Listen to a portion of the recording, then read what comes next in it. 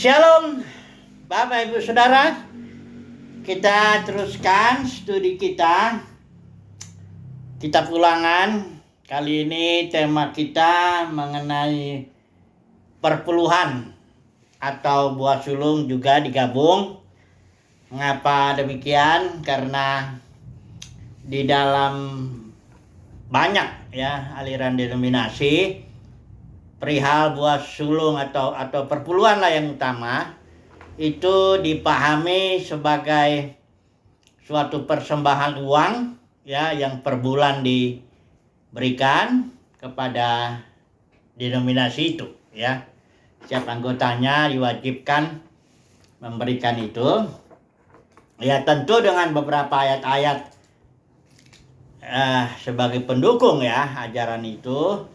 Misalnya Maleakhi 3:10 jangan mencuri karena itu dianggap milik Tuhan. 1/10 itu uang itu dianggap milik Tuhan dan harus dikembalikan, dan dikembalikannya kepada denominasi tempat anggota itu kebaktian Jadi buah sulung juga ada baru-baru ini, itu sangat terkenal pengajaran itu, di mana hasil pertama atau bulan Januari lah seluruhnya itu harus dipersembahkan kepada denominasi di mana orang itu menjadi anggota di sana.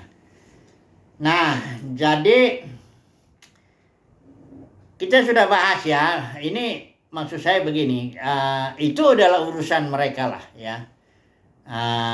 karena organisasi itu atau denominasi itu kan bukannya gereja Yesus Kristus. Artinya itu gereja bukan sepenuhnya milik Yesus. Karena apa? Karena otoritas Roh Kudus yang tadinya Yesus dalam gereja mula-mula itu sepenuhnya mengatur seluruh anggota tubuh Kristus itu. Seluruhnya, dari Paulus, Rasul Yohanes, Petrus, Ananias itu yang menumpang tangan ke Saulus itu, kemudian ada Filipus, ada semuanya anggota-anggota itu mereka dipimpin Roh, ibadah dalam Roh dan kebenaran, dan otoritas yang bekerja hanya otoritas Roh Kudus. Kalaupun ada Petrus dia sebagai pemimpin, ketika dalam kasus Ananias Safira itu, Petrus hanya menyampaikan apa yang dia digerakkan oleh Roh menyampaikannya. Dia katakan engkau bukan mendustai manusia, tetapi mendustai Tuhan. Kemudian otoritas Roh Kudus bekerja dan memberikan vonis kepada Ananias dan Safira, mereka mati. Jadi sepenuhnya gereja mula-mula itu diatur oleh otoritas Roh Kudus, otoritas hayat life giving spirit. Itulah gereja Yesus Kristus yang dikatakannya pintu alam maut tidak akan berkuasa atas itu Tapi sekarang kita tahu gereja sudah pecah menjadi ribuan denominasi karena ada beberapa orang, para penatua Kisah para Rasul 20 dengan ajaran palsu menarik murid-murid kepada diri mereka sendiri. Sebagian pemimpin tarik ke sini sehingga lahirlah 5.000 lebih denominasi yang besar-besar itu. Masing-masing denominasi memberikan pengajarannya yang terkait dengan perpuluhan dan buah sulung atau persembahan lah karena ada lagi namanya yang nama janji iman dan sebagainya Jadi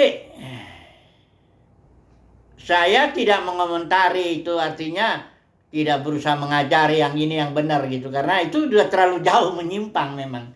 Sebagai contoh lah kalau gereja itu dalam surat Petrus kan dikatakan semuanya imam-imam. Engkaulah imamat yang rajani, raja-raja dan imam-imam. Tidak ada lagi suku Lewi yang bisa disebut suku Lewi kalau bagi gereja, karena gereja itu semuanya raja-raja dan imam-imam Jadi kalau perpuluhan buah sulung itu untuk suku Lewi kan sudah nggak ada lagi Jadi tidak mungkin lagi diterapkan pengajaran buah sulung dan perpuluhan itu kalau dalam terkait dengan uang itu yang harus diberikan kepada suku Lewi nggak bisa lagi. Sudah gugur lah ajaran itu Kemudian kita kemarin juga sudah bahas bahwa suku Lewi kalaupun ada dalam konteks perjanjian baru, itu lebih tepat kita membandingkan Marta dan Maria kan. Suku Lewi kita tahu dia nggak dapat bagian milik pusaka daripada tanah perjanjian itu, dan milik pusakanya adalah Tuhan. Kenapa? Ya karena waktu itu ada kasus yang memang anak lembu emas, di mana Musa bilang siapa yang berpihak kepada Tuhan datang kepadaku, dan ternyata seluruh suku Lewi datang kepada Musa. Dia mencintai Tuhan, ditaruh hatilah ya. Tuhan menaruh hatinya, menaruh kerinduan dalam suku Lewi sehingga mereka berpihak kepada Tuhan. Dan kita tahu cerita Marta Maria ini, di mana Maria duduk dekat kaki Tuhan, terus mendengarkan Tuhan. Maria ini cinta Tuhan, senang Tuhan, suka dengan Tuhan. Sementara Marta senangnya melayani, dia sibuk sekali melayani. Nah, kalau kedua cerita ini, kasus ini diterapkan kepada dunia kekristenan, maka para pemimpin denominasi juga itu bukannya suku Lewi dalam arti mereka itu Maria, bukan. Karena para pemimpin denominasi pada umumnya sibuk sekali, mirip-mirip dia dengan Marta ya, yang katakanlah lebih mencintai pelayanan daripada mencintai Tuhan, kira-kira begitulah ya. Ya, bagi yang bisa mengerti ya mengertilah ya. Jadi kalau mau diterapkan ya konteks perpuluhan buah sulung perjanjian lama ini ke dalam konteks perjanjian baru, itu sudah tidak bisa lagi kalau bicara uang ya, udah nggak lagi nggak masuk akal lah ya gitu ya. Jadi kita lihat aja langsung lah dulu sebenarnya, atau kita satu-satu dulu ya sebentar ini ya di kitab Ulangan. Kita tidak bahas seluruh bagian daripada yang berbicara tentang perpuluhan atau buah sulung ya di dalam Alkitab ini, karena ini kan studi kristalisasi kitab Ulangan. Jadi kita batasi aja apa yang dibicarakan kitab Ulangan tentang perpuluhan dan buah sulung ya. Ini hanya ada beberapa ayat tentang perpuluhan, ini kita baca aja pasal 14 ayat yang ke-22 ya, enggak usah semua juga kita baca.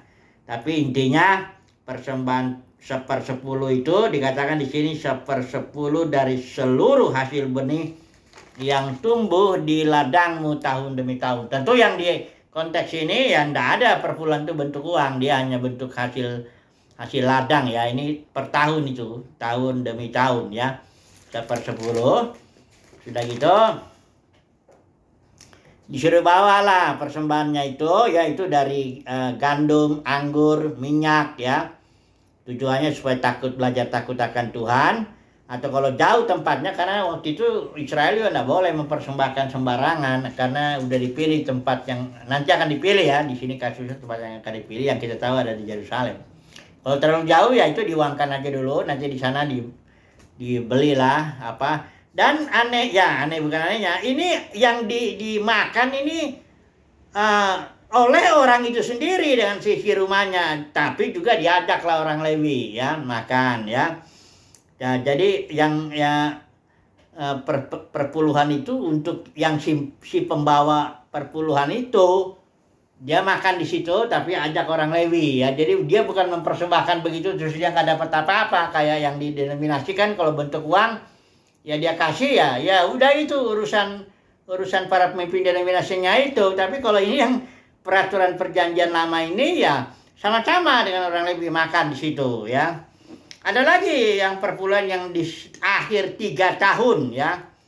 Jadi perpuluhan yang dikumpulkan 3 tahun itu, segala persembahan dari hasil tanah itu ya. Itu juga orang Lewi, bahkan di sini kan anak yatim ayat 29 ya, janda, orang asing ikut makan ya. Jadi perpuluhan yang ini pun dalam kasus ini peraturan denominasi udah beda juga ya.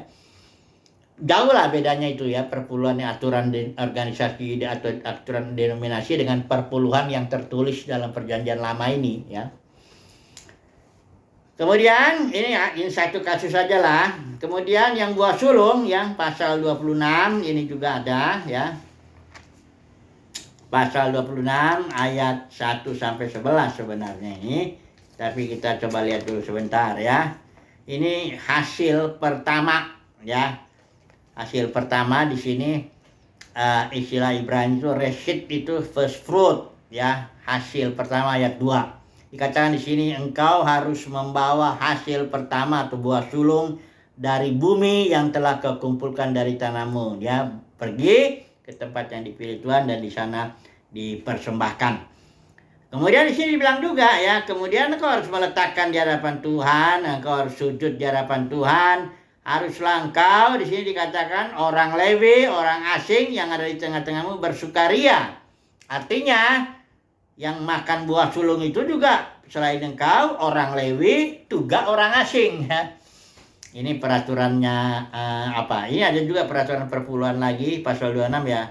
Tidak usah kita baca. Ini sama juga orang Lewi, orang asing, anak yatim, janda, ini mereka mendapat bagian ya dari perpuluhan itu. Nah, kemudian ini juga ada penghasilan Imam Lewi di pasal 18 ya, kalau ada orang yang memberikan persembahan korban, itu juga mereka dapat bagian ya, ada paha, ada betisnya, ada semuanya ya. Sekarang kita masuk aja lah dulu ke dalam pengertian konteks perjanjian baru. Sebenarnya apa itu buah sulung dan apa itu juga perpuluhan ya. Konteks perjanjian baru ya.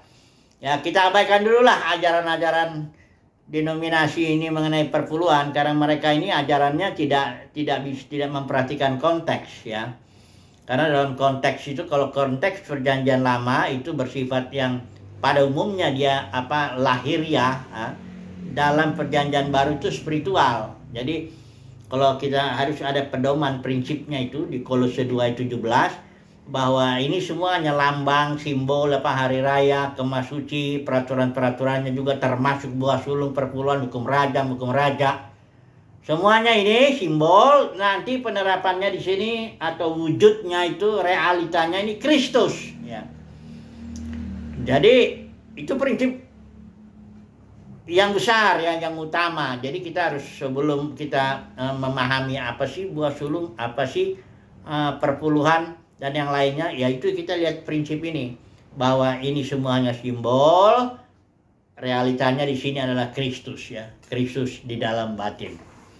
Nah, mari kita lihat dulu mengenai buah sulung lah dulu ya, dalam konteks perjanjian baru. Ini saya baca aja dulu yang dari terjemahan ILT ya, mengenai buah sulung ini ya. Dalam Roma pasal 8 ayat yang ke-23 saya baca, yang tertulis mengenai buah sulung ini. Dan bukan hanya itu, tetapi juga kita sendiri dengan beroleh buah sulung roh. Ya, dibilang di sini buah sulung roh. Kita di dalam diri kita sendiri juga mengeluh sambil sungguh-sungguh menantikan adopsi sebagai anak, yaitu penebusan tubuh kita. Di sini buah sulung itu adalah orang, yaitu kita. Buah kita ini sebagai buah sulung roh. Jadi pekerjaan Roh Kudus itu, hasil pertama dari pekerjaan Roh Kudus itu adalah kita. Orang, umat pilihan Tuhan. Yang pertama hasil daripada pekerjaan roh. Karena kita diselamatkan kan karena Roh Kudus bekerja. Jadi ketika Roh Kudus bekerja, ada hasil pertamanya. Itulah dia kita. Ya, bukan hasil bumi. Kalau di dalam konteks perjanjian lama itu hasil bumi. Ya, tapi kalau dalam perjanjian baru itu orang. Pekerjaan roh, buah sulungnya adalah kita. Ya, orang ya.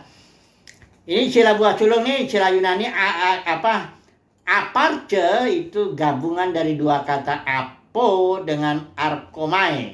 Itu artinya permulaan persembahan. Kalau dibandingkan dengan buah sulung orang Yahudi itu, hukum Yahudi, ini sama ya istilah ini ya.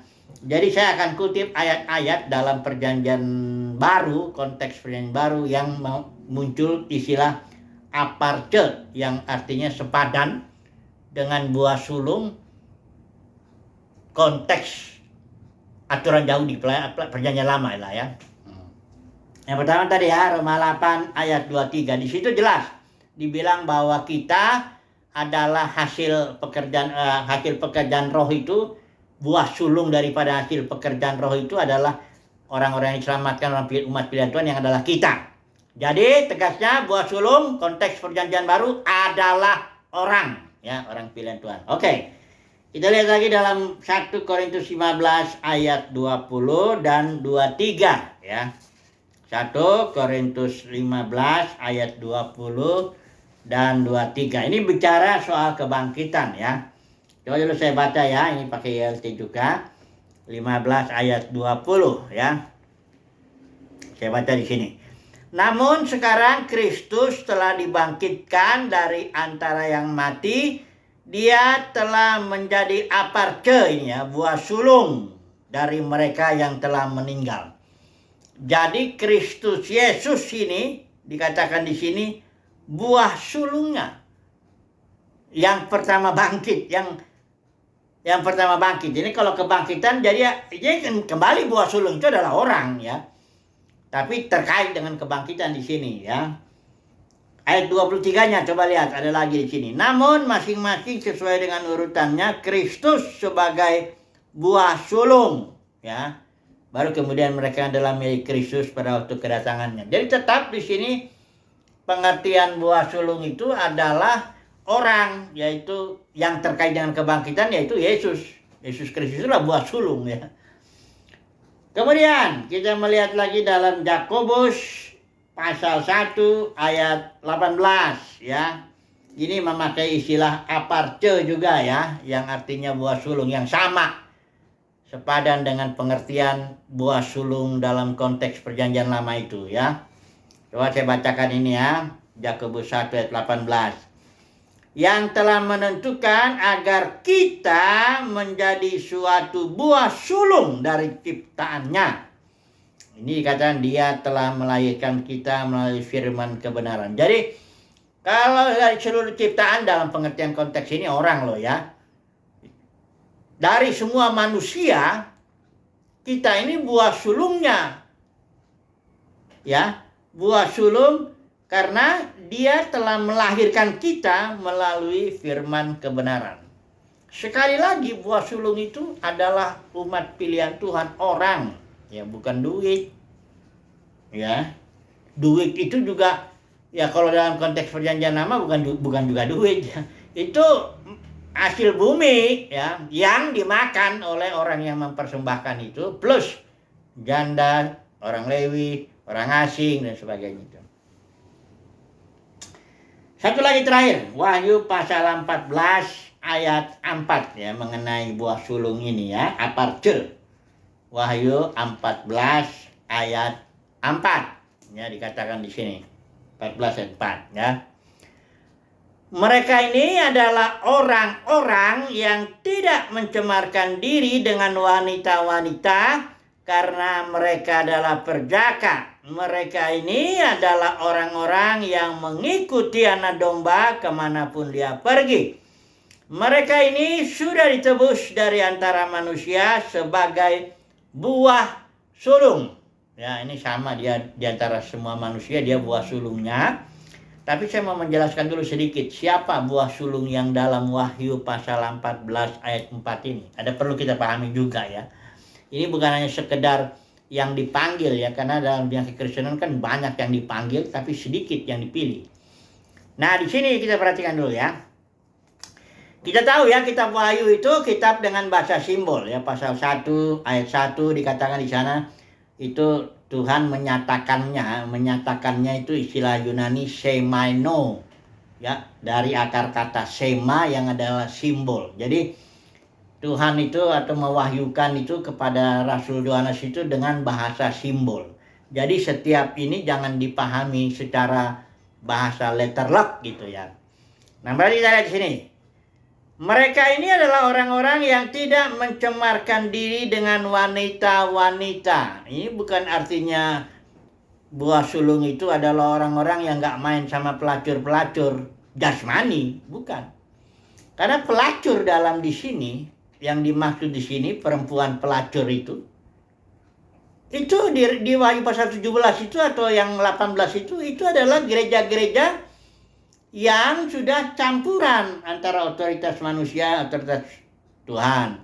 Antara sistem pemerintahan ilahi, ada juga pemerintahan manusia.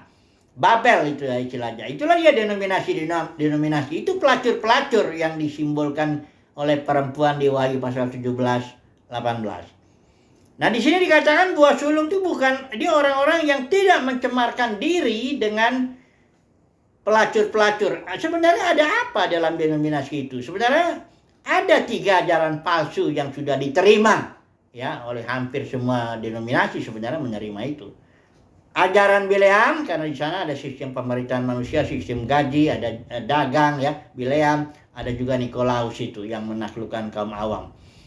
Membelah gereja ya, ada pendeta, ada kalau Protestan ya, ada jemaat, kalau Katolik itu ada imam, ada umat. Jadi buah sulung adalah orang-orang yang tidak mencemarkan diri dengan ajaran-ajaran ini, tidak ambil bagian dalam ajaran Nikolaus, Bileam dan Jezebel, tidak ambil bagian.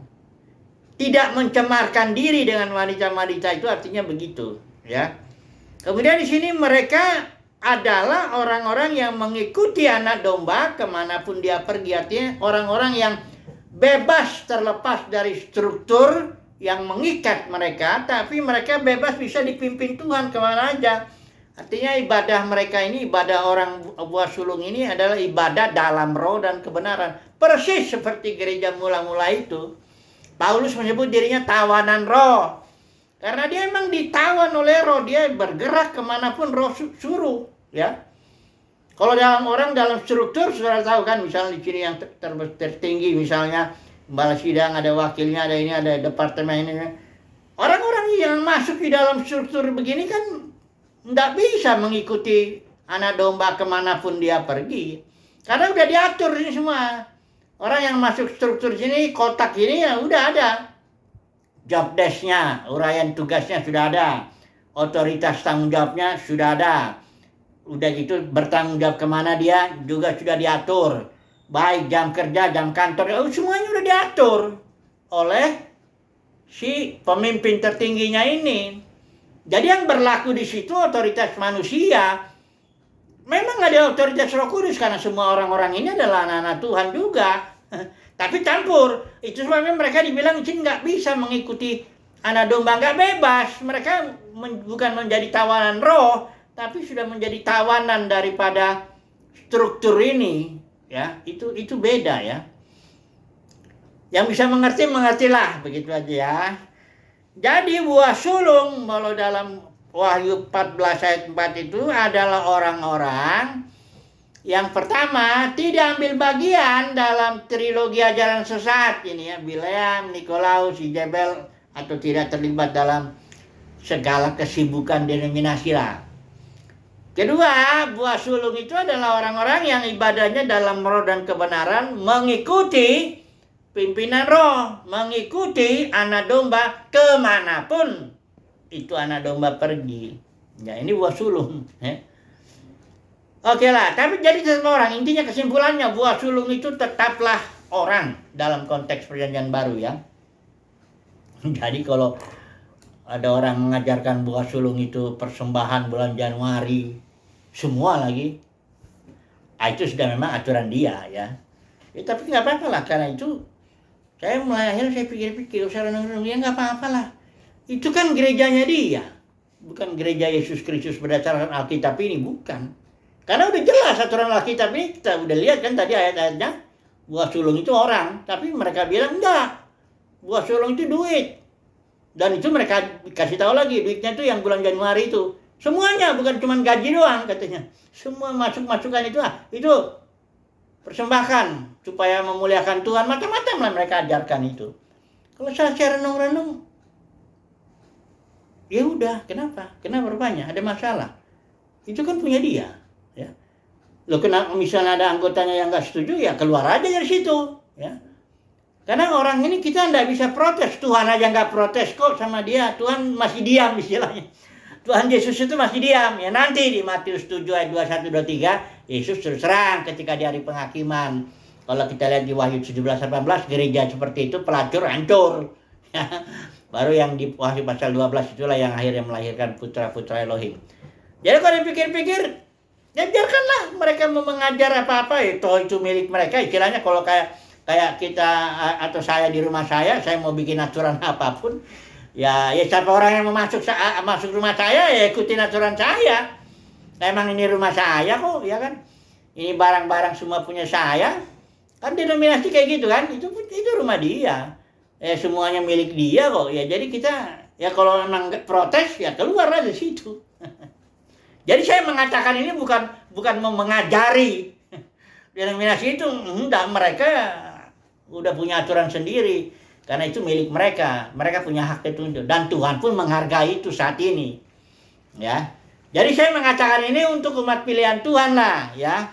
Untuk kita yang berada di luar yang tidak ambil bagian dalam aturan-aturan denominasi itu. Ya, jadi kalau mereka mengatur itu silakanlah. Oke lah, jadi sekarang kita masuk kepada buah sulung perpuluhan. Bagaimana nih perpuluhan? Apakah perpuluhan konteks perjanjian baru juga orang? Saya yakin perpuluhan dalam konteks perjanjian baru itu juga orang. Mengapa? Karena dalam peraturan Yahudi, baik perpuluhan buah sulung yang mereka bikin ya 613 itu ada kategorinya itu. Peraturan itu buah sulung dan perpuluhan disatukan dalam kategori dedication to the temple. Artinya didedikasikan untuk bait. Buah sulung dan perpuluhan itu, ya. Sehingga bisalah kita tarik kesimpulan bahwa kalau buah sulung dalam konteks perjanjian baru adalah orang, maka perpuluhan juga orang. Hanya kita tidak terlalu paham apakah 1/10 dari semua manusia orang yang dipanggil itu, ataukah 1/10 orang yang dipilih itu dari antara yang dipanggil, ataukah yang setia itu 1/10 dari yang seluruhnya. Kita tidak terlalu tahu. Tapi yang jelas umat pilihan Tuhan itu kan para pemenang itu yang dipanggil, dipilih, setia. Ya, jadi saya yakin kalau kita cukup aman lah, artinya kita punya dasar lah untuk mengatakan bahwa perpuluhan dalam konteks perjanjian baru itu orang, itu ada dasarnya. Cukuplah saya rasa ya, walaupun kita enggak. Karena memang kadang-kadang simbol ini kan ruwet juga, misalnya kemas suci itu kan rumit juga itu ya. Ukurannya, warnanya, ya bahannya dari apa emas, dari perak, masing-masing kan beda itu. Jadi kurang lebih seperti itu. Tapi kita punya aturan main ya, Kolose 2 ayat 17 itu bahwa semua di sini simbol. Kalau simbol itu sudah tahu, kalau tanda lalu lintas simbol misalnya S dicoret. Itu kalau dipindah itu artinya di sini bukan huruf S dicoret, enggak, itu artinya dilarang berhenti. Kan itu artinya ya. Simbol itu tidak sama dengan maknanya. Simbol itu ada makna di balik simbol. Jadi dia perpuluhan itu ada makna di balik itu. Ya kalau buah sulung itu maknanya orang, ya kalau perpuluhan saya yakin juga orang juga ya. Baiklah, jadi kesimpulannya kali ini ya gini, hormatilah denominasi karena itu milik mereka. Rumah itu bukan rumah Tuhan dalam pengertian milik Yesus Kristus, enggak sepenuhnya. Jadi itu mereka mau bikin aturan apapun karena Tuhan menghormati juga saat ini. Ya kita juga menghormatilah ya. Kesimpulannya kita hanya menyampaikan di sini bahwa buah sulung perpuluhan adalah orang, yaitu untuk kita lah. Itu aja ya. Haleluya. Amin.